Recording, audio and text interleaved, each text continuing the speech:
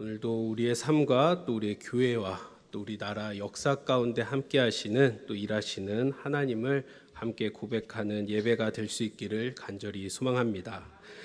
오늘은 6.25 전쟁 75주년 기념일입니다. 1950년 6월 25일 새벽 4시 북한군이 암호명 폭풍 224를 따라 북위 38도 선에 걸쳐 기습남침하며 전쟁이 발발했습니다. 74년 전 오늘 이 땅에 총성이 울렸고 많은 생명이 희생되었으며 많은 피해를 입었습니다. 몇 가지 수치로 그것들을 표현해 볼 수 있습니다.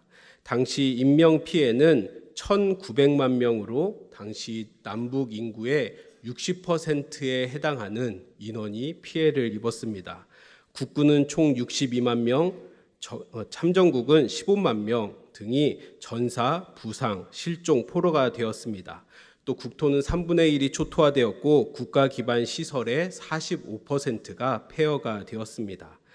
어떤 자료를 보니 공공건물 542동, 학교 건물 31,015개, 의료기관 940개, 일반주택 62만여 채, 종교 및 사회단체 건물 1,191만 평이 피해를 입었다고 합니다. 이게 얼마나 크고 대단한 숫자인지 알 수는 없으나 사실 6.25 전쟁이 우리에게 남긴 상처와 피해를 따져본다면 어떤 수치로도 환산할 수 없을 것입니다. 왜냐하면 6.25 전쟁은 우리 민족의 가장 비극적인 사건이기 때문입니다. 민족의 비극 앞에 많은 이들이 쓰러져 갔습니다. 우리는 많은 이들의 희생과 헌신 위에 지금의 평화를 누리고 있다는 사실을 기억해야 합니다. 그들이 바랬던 것은 그저 조국의 자유와 조국의 평화였을 것입니다.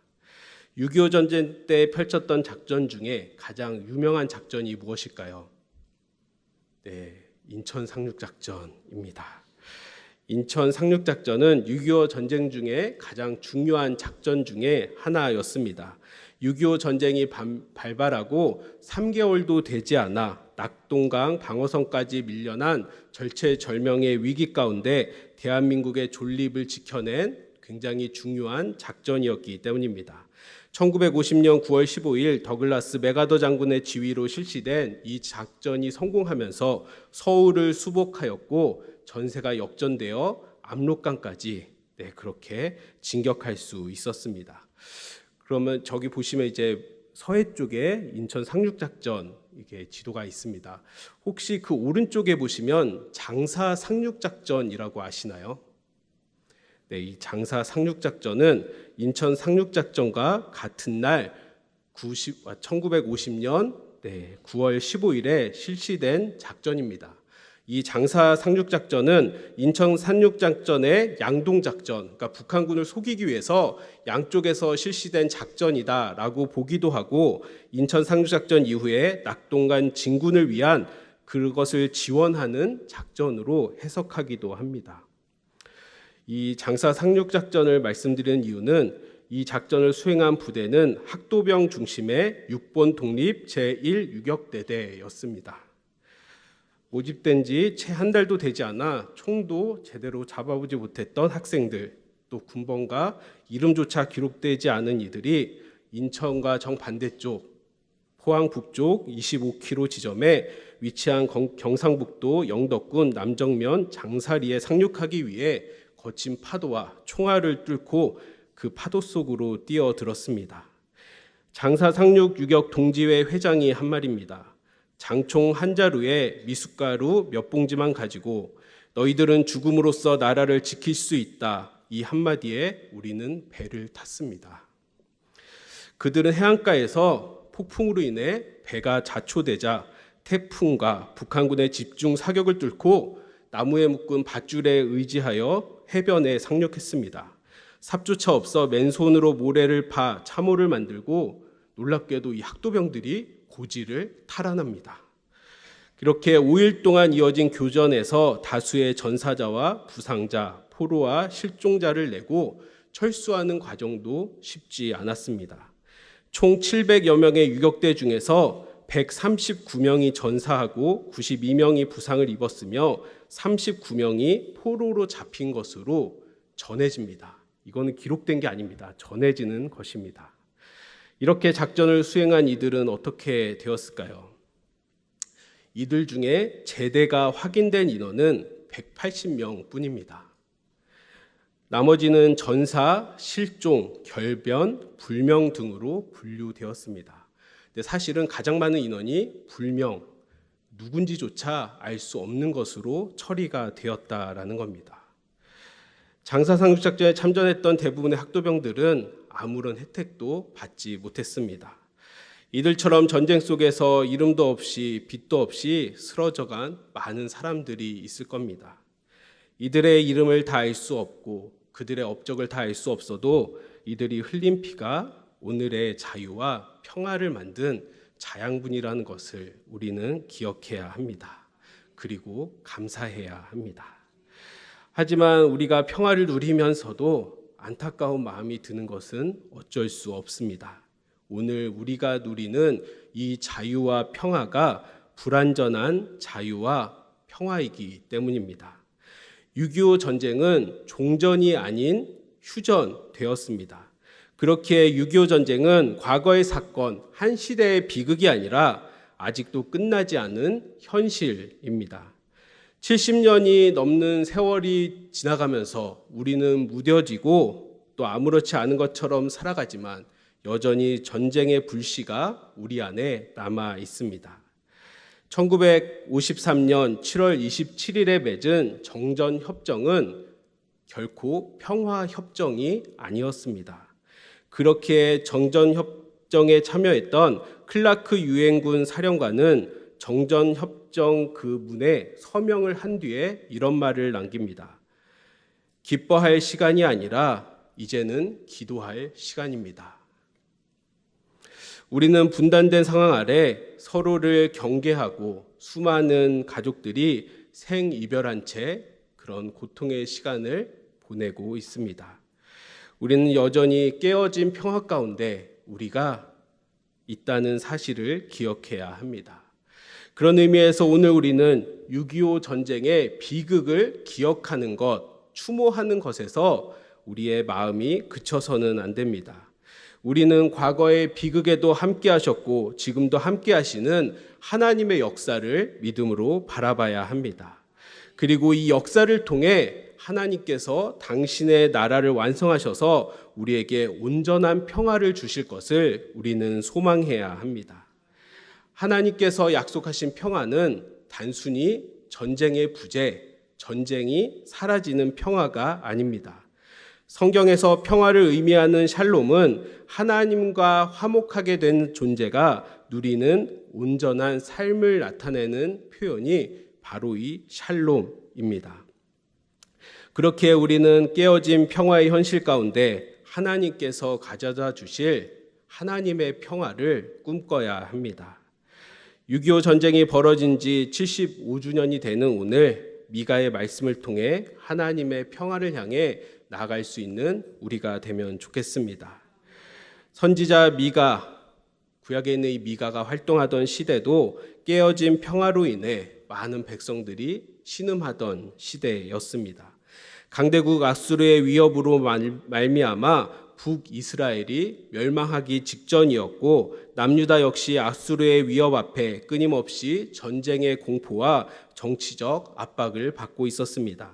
내적으로는 지도층의 부패, 약자에 대한 억압으로 사회의 정의와 공동체의 평화가 무너져 버렸습니다. 또한 종교적으로는 거짓과 위선이 가득한 종교적 의무만 있었을 뿐 하나님과는 단절된 그러한 삶을 그들이 살았습니다. 그런 이스라엘을 향해 하나님은 혹독한 비난과 심판의 메시지를 선포하십니다. 당시 이스라엘의 모습이 3장 9절에서부터 12절까지 잘 나와 있습니다. 제가 한번 이 부분을 읽겠습니다. 야곱 족속의 우두머리들과 이스라엘 족속의 통치자들, 곧 정의를 미워하고 정직한 것을 굽게 하는 자들아, 원하노니 이 말을 들을지어다. 시온을 피로 예루살렘을 죄악으로 건축하는도다. 그들의 우두머리들은 뇌물을 위하여 재판하며 그들의 제사장은 삭슬 위하여 교훈하며 그들의 선지자는 돈을 위하여 점을 치면서도 여호와를 의뢰하며 이르기를 여호와께서 우리 중에 계시지 아니하냐 재앙이 우리에게 임하지 아니하리라 하는도다. 이러므로 너희로 말미암아 시온은 갈아엎은 밭이 되고 예루살렘은 무더기가 되고 성전에 사는 수풀의 높은 곳이 되리라. 나라의 지도자들이 모두 정의를 미워하고 불의를 일삼고 있습니다. 그들로 인해 시온은 갈아엎은 밭이 되고 예루살렘은 폐허가 되며 성전에 사는 수풀만 무성한 언덕이 될 것이라고 하나님은 경고하고 계십니다. 예루살렘은 칠흑 같은 어둠에 빠져 있고 죄악으로 인해 모든 것이 끝난 것처럼 보입니다. 이런 어둡고 혼미한 시대 가운데 평화가 그저 꿈인 것 같은 시대 가운데 미가는 놀라운 구원과 회복의 메시지를 선포합니다. 하나님께서 주실 참된 평화를 예언하며 정의와 공의로 다시 세워질 하나님의 나라를 선포하고 있습니다. 1절과 2절을 제가 읽겠습니다. 끝날에 이르러는 여호와 전의 산이 산들의 꼭대기에 굳게 서며 작은 산들 위에 뛰어나고 민족들이 그리로 몰려갈 것이라. 곧 많은 이방 사람들이 가며 이르기를 오라 우리가 여호와의 산에 올라가서 야곱의 하나님의 전에 이르자. 그가 그의 돌을 가지고 우리를 가르칠 것이니라. 우리가 그의 길로 행하리라 하리니 이는 율법이 시온에서부터 나올 것이요 여호와의 말씀이 예루살렘에서부터 나올 것임이라. 여기서 말하는 끝날은 종말의 때를 의미하기도 하지만 우리가 잘 아는 여호와의 날을 이야기합니다. 미가가 선포하는 여호와의 날은 어떤 날입니까? 주님의 성전이 서 있는 시온이 세상 모든 백성들의 선망의 대상이 되며 그들의 영적, 정치적 중심지가 되는 그러한 날입니다. 근데 어떤 일부 학자들은 이 본문을 보면서 이 시온이 정말 말 그대로 여호와의 날이 되면 다른 나라보다 고도가 높아질 것이라고 보는 학자들도 있습니다. 하지만 그거는 좀 적절치 못한 해석이 아닐까 생각합니다. 시온의 높이가 실제로 높아지기를 바라는 것은 그저 가장 높은 게 좋고 가장 탁월한 게 좋은 인간의 판단이 아닐까 생각하기 때문입니다. 실제로 시온은 이스라엘에 있는 산들 중에 가장 높은 산이 아닙니다. 하지만 하나님은 그 시온산에 성전을 허락하셨습니다. 시온산에 여호와의 전이 세워진 것은 결코 시온이 가장 높은 산이기 때문이 아닌 거죠. 그렇다면 여호와의 성전이 있는 시온산이 가장 높은 산으로 군림하게 될 수 있는 이유가 무엇이겠습니까? 하나님이 그곳에 계시고 하나님이 통치하시기 때문입니다. 시온이 세상의 중심이 되는 것은 하나님의 통치가 세상의 중심이 될 것을 선포하고 있는 것입니다. 시온에 누가 계시는가? 그것이 시온을 으뜸되게 만든다라는 것입니다. 하나님께서 이스라엘에게 약속하신 가나안 땅도 마찬가지입니다. 하나님께서 이스라엘에게 가나안 땅을 말씀하시고 또 약속하시면서 젖과 꿀이 흐르는 땅이라고 그렇게 표현하셨습니다. 하지만 가나안 땅은 실제로 젖과 꿀이 흐른다고 표현할 만큼 비옥하고 풍성한 땅이 아닙니다. 이집트나 메소포타미아처럼 많은 인구를 먹여 살릴 큰 강이 있는 것도 아니고 사람이 마음대로 개간하거나 농경을 할 만큼 기름진 땅도 아닙니다. 그리고 우리가 잘 아는 것처럼 이곳에서 농사를 지으려면 이른 비와 늦은 비에 의지하며 농사를 지을 수밖에 없습니다. 그럼에도 불구하고 하나님은 왜 그 땅을 젖과 꿀이 흐르는 땅이라고 하셨겠습니까? 하나님이 약속하신 땅, 하나님이 통치하시는 땅이기 때문입니다. 진정한 통치, 진정한 정의, 진정한 평화의 기준은 하나님이라는 사실을 우리는 기억해야 합니다. 우리가 살아가는 이 세상은 어떻습니까? 세상은 강자가 정의를 말하고 무력이 권위를 대신하는 것처럼 보입니다. 그래서 사람들은 더 강해지려고 하고 더 높아지려고 합니다. 자신이 더 강해지고 더 탁월해지면 정의와 평화를 이룰 수 있을 것처럼 여깁니다. 하지만 결코 평화는 힘에서 나오지 않습니다. 정치적인 합의나 무력의 균형이 일시적 평화를 가져올 수 있을지는 몰라도 이내 갈등과 분열, 전쟁의 포화 속으로 뛰어드는 것이 인간의 본성이자 인간의 연약함입니다. 하지만 하나님의 나라, 우리가 바라는 하나님의 나라는 이 땅의 모든 질서를 뒤엎습니다. 진정한 평화는 유일한 주권을 가지신 하나님 안에서만 가능합니다. 우리는 6.25 전쟁 이후 지금까지 평화를 원하고 평화를 찾으려고 노력해 왔습니다. 하지만 아직도 우리는 평화를 누리고 있지 못합니다. 단순히 외교의 부족이나 군사력의 열세만은 아닐 것입니다. 한반도의 통일과 평화를 방해하는 요소들이 너무나 많습니다. 그런 한반도의 정세를 보면 이 땅에 평화의 바람이 부는 것이 불가능한 일처럼 느껴질지 모릅니다. 우리는 세상의 정세를 보고 정치적 역학을 보고 또 경제력을 봐도 통일이 또 평화가 인간의 노력으론 되지 않는다고 시인할 수밖에 없습니다. 그렇게 우리 그리스도인들이 이 땅의 평화를 위해 기도해야 합니다.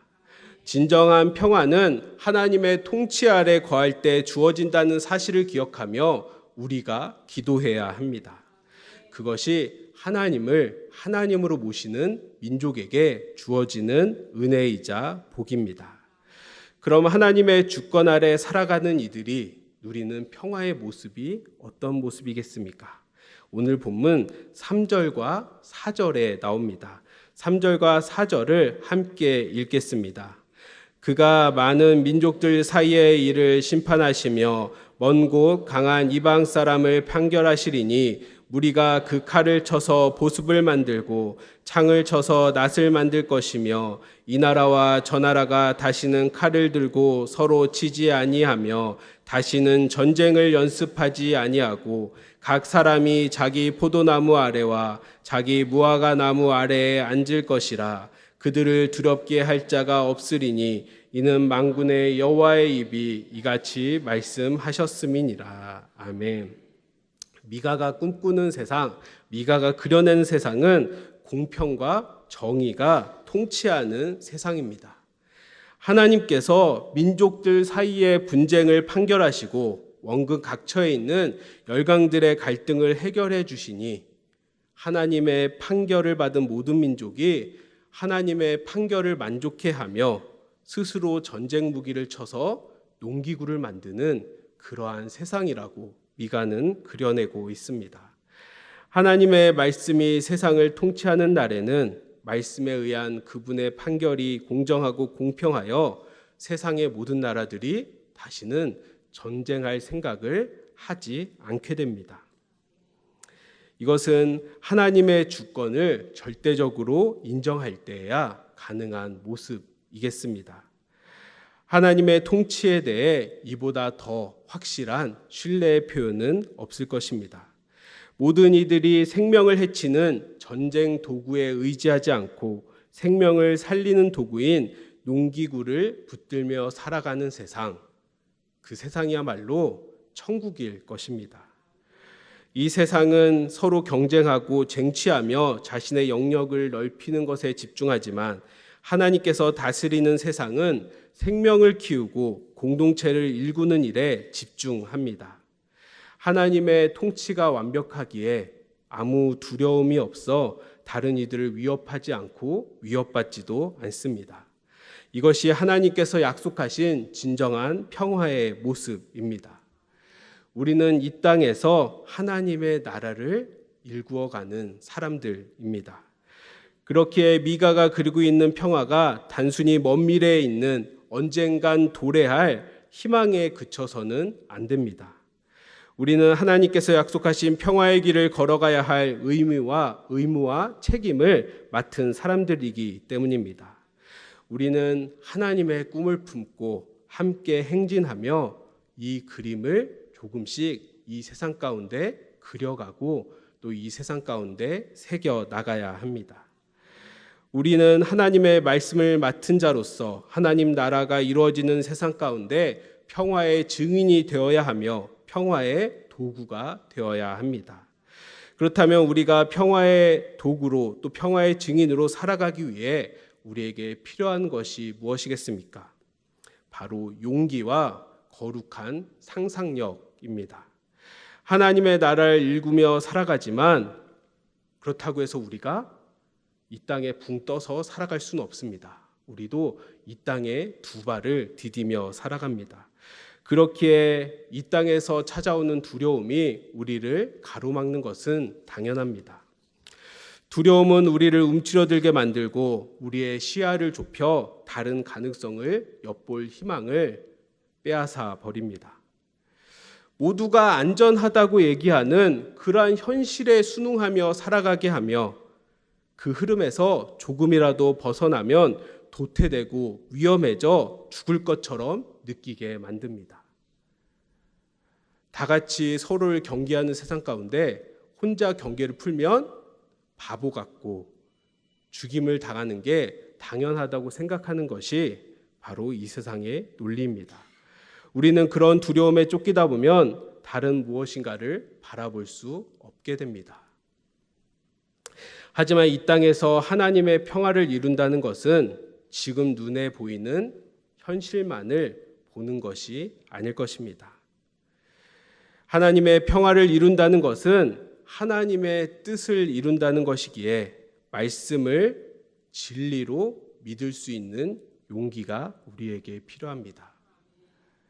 세상의 이치는 세상은 이렇게 하지만 하나님의 말씀은 이렇게 말씀하시니 내가 그것을 진리로 믿어야 하겠다라는 용기가 우리에게 필요합니다. 또한 그 말씀대로 실천하며 살아갈 수 있는 용기가 필요합니다.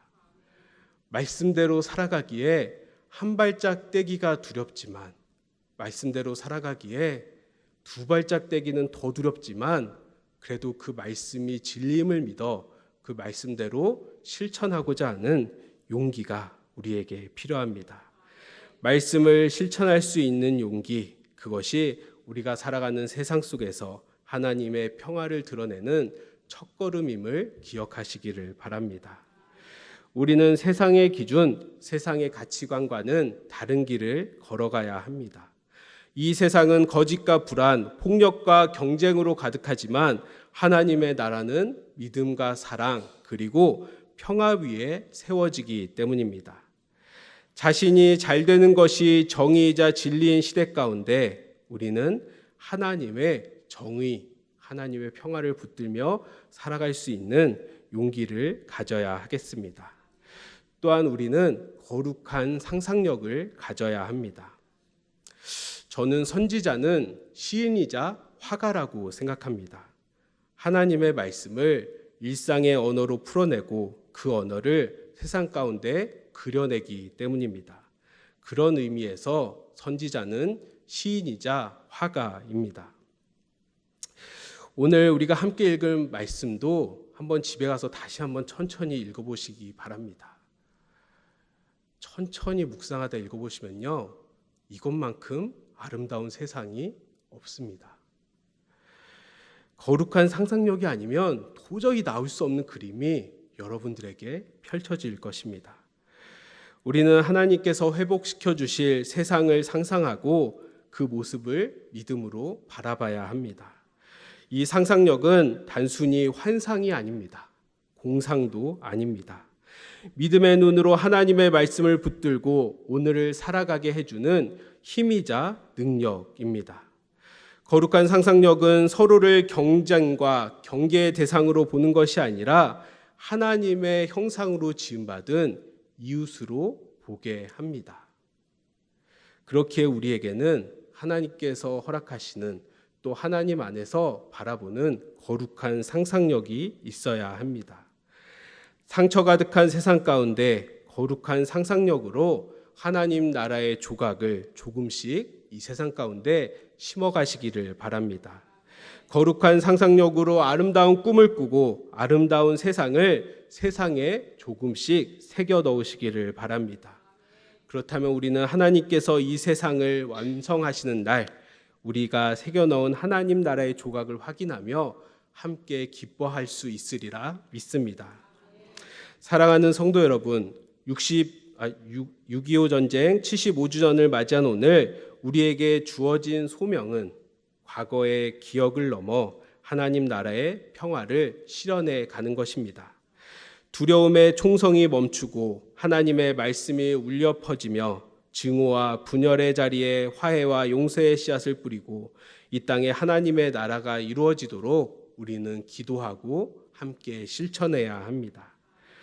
우리가 걷는 평화의 길은 결코 쉽지 않습니다. 내 안의 두려움이, 다른 이들의 시선이, 그런 것들이 우리가 평화의 길로 나아가기를 주저하게 합니다. 하지만 우리 주님께서 함께 걸어가시니 용기를 내시기 바랍니다. 마틴 루터킹 목사가 이렇게 외쳤습니다. 나에겐 꿈이 있습니다. 마틴 루터에게는 간절한 꿈이 있었습니다. 그분이 외친 것처럼 우리에게도 꿈이 있습니다. 칼을 쳐서 보습을 만들고 창을 쳐서 낫을 만들며 다시는 전쟁을 연습하지 않는 세상, 각 사람이 자기 포도나무와 무화과나무 아래 두려움 없이 편안히 앉아서 쉴 수 있는 세상, 우리가 꿈꾸는 하나님 나라의 모습입니다. 하나님 나라를 상상하며 믿음과 소망을 품고 한 걸음씩 나아가시기를 바랍니다. 그 길 끝에 우리는 하나님 나라에서 영광스럽게 함께 거하는 성도들이 되리라 믿습니다. 기도하겠습니다.